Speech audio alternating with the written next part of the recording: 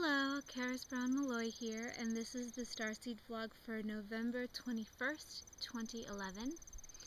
Today I'm going to be talking to you about navigating through the holiday season using your heart versus using your mind and your ego, which is, I think, what most of us are used to using during this time of year, because the holidays are so difficult in so many ways. But before that, what's going on, what has been going on, as far as book events and that type of thing, nothing really for now. I'm taking a break for at least a couple weeks just because there's a lot going on that's more important, you know, on an individual level, like hanging out with family and going to Thanksgiving here and there around. So I'm kind of focusing on that, and I'll start up with things soon, you know, probably in a couple weeks. I don't know. It just depends on what happens. But you can still order the book. It's up now on Amazon. I'm still working on the Kindle version and the audio versions. I'll eventually have an audiobook version of both of the Starseed books, but that's for the future.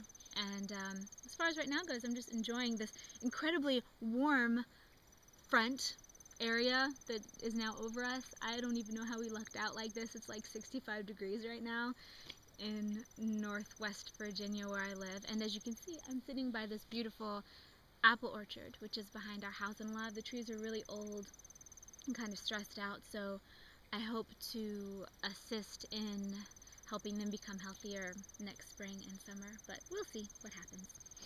Anyway, on to the point of today's video.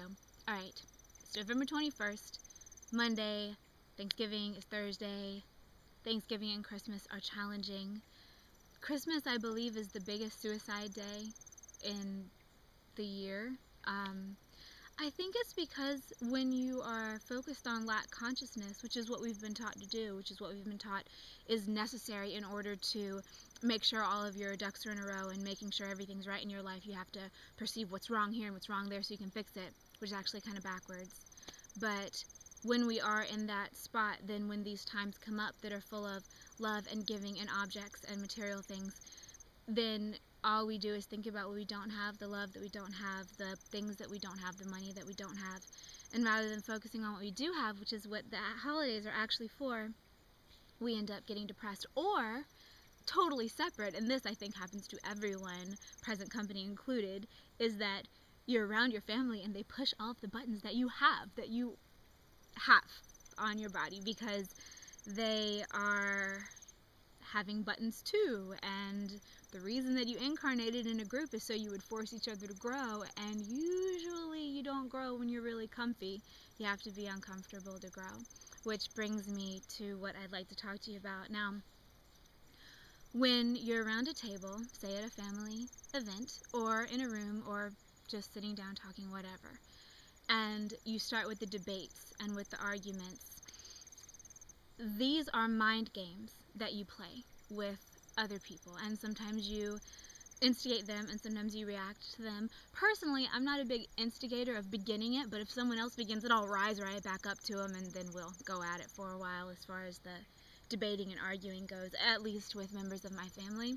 So the challenge and the thing that makes the growth is to remain in the love that you have for them rather than rising to the argument.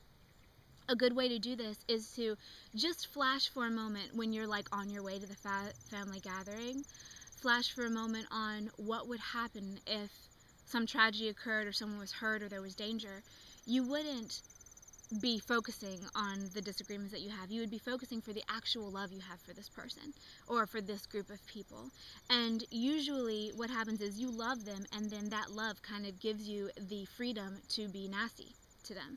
And so just cut out the nastiness and act with the love. And remember, and this especially goes for children, when children in your family are aggravating you, if something were to happen to that child, you would drop everything, all of your egoic issues, and go with the love. And so why can't we choose to do that all the time? And we can, it's just that it takes a new way of kind of being inside of ourselves and of acting through the heart rather than through the mind.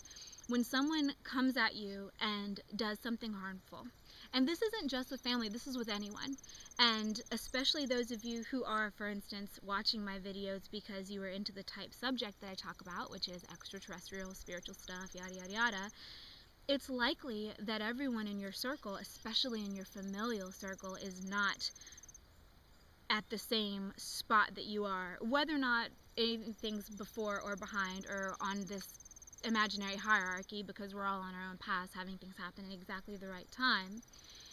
Where they are is often not where we are, just because that's kind of the way things go. I've discovered that there are kind of hubs of people, sometimes in family circles, sometimes in friend circles, usually kind of both moving in and out, and where a couple people in each hub serve a specific purpose, and usually they bring something.